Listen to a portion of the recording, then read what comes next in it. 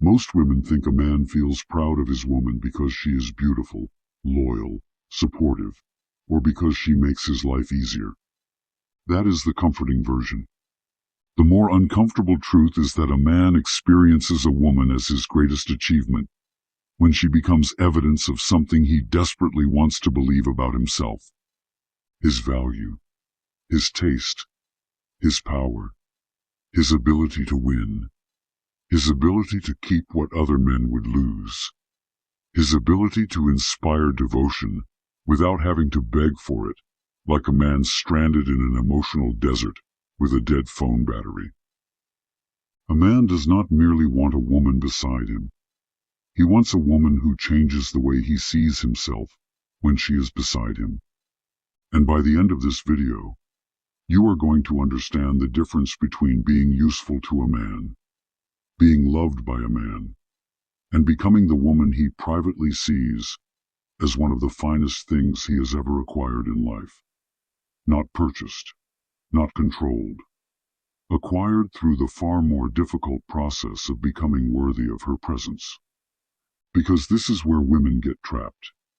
They confuse being necessary with being treasured. A man can need you to regulate his emotions, organize his chaos, soothe his ego, listen to his complaints, and make his home feel less like a storage unit with plumbing. He can need all of that and still not see you as an achievement. He may see you as infrastructure. Important, certainly. But nobody stands in front of a bridge and says, "Look at me. I won that." What makes a woman an achievement in a man's mind is not that she serves him. It is that she enhances the story he tells himself about who he is. Now this is where most people misunderstand the psychology. Men are often trained to speak in the language of simplicity. They say they want peace. They say they want loyalty. They say they want a woman who is low maintenance. What they often mean is that they do not want to feel emotionally incompetent every hour of the day. Fair enough. Few men want to come home to a deposition. But the woman he experiences as exceptional is rarely simply the woman who makes no demands and asks no difficult questions. That woman may be comfortable. She may be convenient. She may be very easy to have around. But comfort alone does not create pride. A recliner is comfortable too. Men do not introduce recliners to their friends with the glow of conquest in their eyes. Pride comes from contrast. He feels that you had options. He senses that your attention is not the loose change of the emotional marketplace, tossed at every man who smiles with a functioning jawline. He recognizes that being chosen by you means something because you are selective. Not cold. Not inaccessible. Selective. There is a difference, and men feel it. The woman who gives herself away immediately, emotionally, physically, psychologically, often teaches a man that he does not have to rise. He does not have to become clearer, more intentional, more consistent, or more honest. He simply has to remain in the vicinity.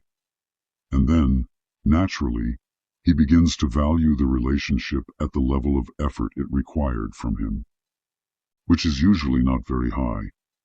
People protect what costs them something, not necessarily money, investment, courage, change, vulnerability, consistency, the willingness to risk rejection and still show up. A man feels proud of a woman when earning her required him to become more than his lazy, impulsive, self-protective default. She becomes proof that he can win something meaningful without reducing it to a transaction. But here is the twist. He does not want a woman who is difficult for the sake of being difficult. Manufactured scarcity is exhausting. It is theater. Eventually he notices that the mysterious woman is merely hiding behind a fog machine. What he responds to is a woman with a real center of gravity. She has standards that do not change according to his mood. She has a life that does not collapse whenever he becomes distant.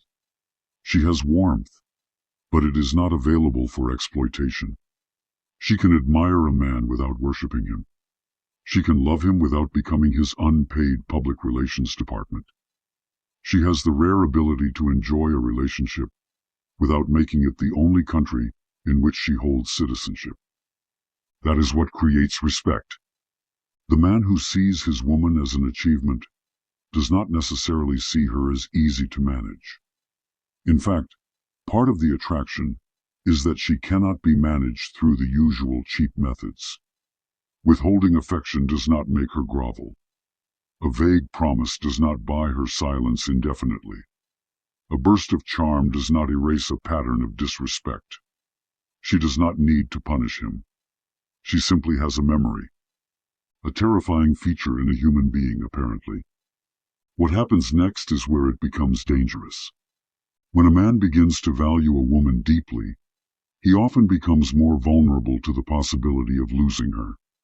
And vulnerability does strange things to people who have built their identity around control. Some men become more devoted. Others become possessive. Some become clearer. Others become confusing. They feel the stakes rise, and rather than meet the moment with emotional maturity, they try to reduce the threat by controlling the woman who created the feeling. This is why you must learn to distinguish admiration from ownership. A man being proud to have you is not the same thing as a man believing he has the right to limit you. The first says, "I value what you are." The second says, "I am afraid of anyone else valuing what you are." One is admiration. The other is panic wearing a nice watch. The most powerful form of female leverage is not jealousy. It is not silence games. It is not trying to make him compete with imaginary men in your direct messages. These tactics can generate attention, but attention is cheap. A fire alarm gets attention. The deeper leverage is being a woman whose presence creates emotional, social, and psychological value that cannot be easily replaced. He feels more alive around you, more respected around you, more challenged, but not humiliated, more capable, but not coddled. He feels that you see through his performance, but you do not use that insight merely to wound him. You understand the distinction between a man's ego and his identity. His ego wants to be constantly praised. His identity wants to feel that he is becoming someone substantial. The woman he calls his greatest achievement is often the woman who brings out a more elevated version of him. Not because she nags him into it. Nothing has ever been transformed by nagging, except a peaceful evening into a hostage situation. But because her standards make mediocrity feel embarrassing. When he is with her, he cannot fully enjoy being careless. He cannot tell himself that inconsistency is charm. He cannot pretend that ambition is the same as achievement. She does not lecture him. Her life itself creates a mirror, and he sees in it the gap between who he claims to be and who he actually is. A mature man rises to meet that mirror. An immature man tries to crack it. There is research behind the importance of this feeling. In a well-known series of studies published in the Journal of Personality and Social Psychology, researchers Sandra Murray, John Holmes, and Dale Griffin found that people who held positive illusions about their romantic partners, meaning they saw their partners in an especially favorable and idealized light, tended to report greater relationship satisfaction and stability over time. This does not mean delusion is romantic. If he is lying, cheating, disappearing for 3 days, and calling it needing space, you are not practicing positive illusion. You are conducting archaeological work on a dead relationship. But the study points to something important.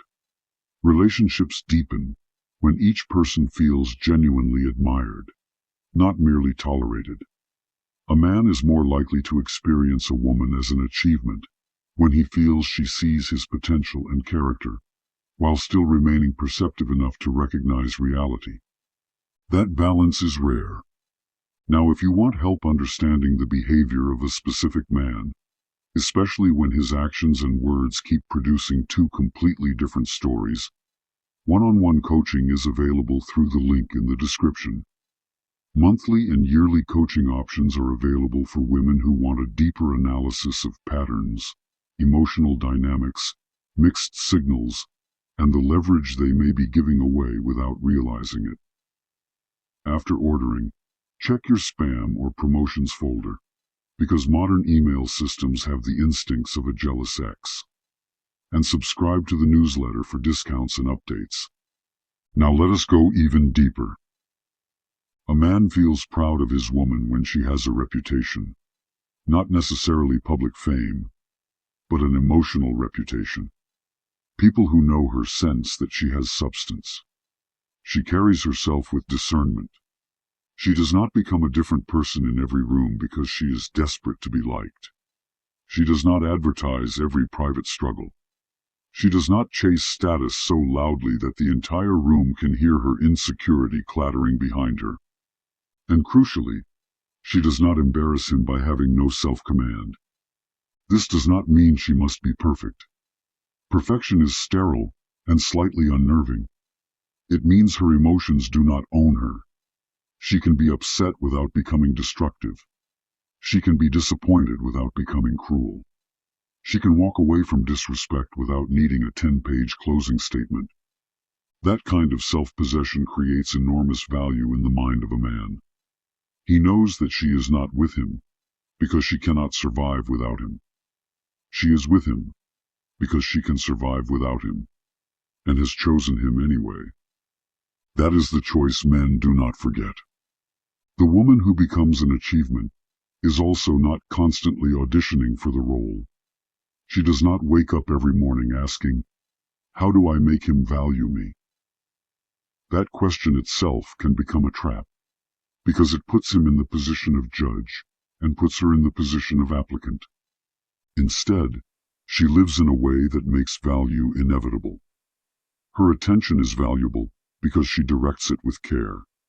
Her affection is valuable because it is sincere. Her loyalty is valuable because it is not blind. Her time is valuable because she does not treat it like an abandoned building anyone can occupy. And when a man loses a woman like this, he does not merely lose companionship. He loses a reflection that made him feel more significant. That is why some men come back years later, after they have exhausted every easier option. They do not always miss the woman herself, in the purest sense. Sometimes they miss who they were allowed to imagine themselves to be in her presence. A brutal truth, but a useful one. Do not be impressed simply because a man calls you his greatest achievement. Watch whether his behavior supports the claim. Does he protect the connection? Does he make decisions with you in mind? Does he respect your independence? Does he invest when there is no immediate reward? Does he show pride privately as well as publicly? Does he become more responsible as the relationship deepens? Or does he simply become more entitled? Words are often a man's favorite costume. Actions are what he looks like after the party. If this gave you a clearer understanding of what really creates value in a man's mind, subscribe to the channel and like this video. And I want to ask you something in the comments. Have you ever noticed a man value you more after he realized you were not afraid to lose him? Or did he simply reveal that he never had the capacity to value anyone properly?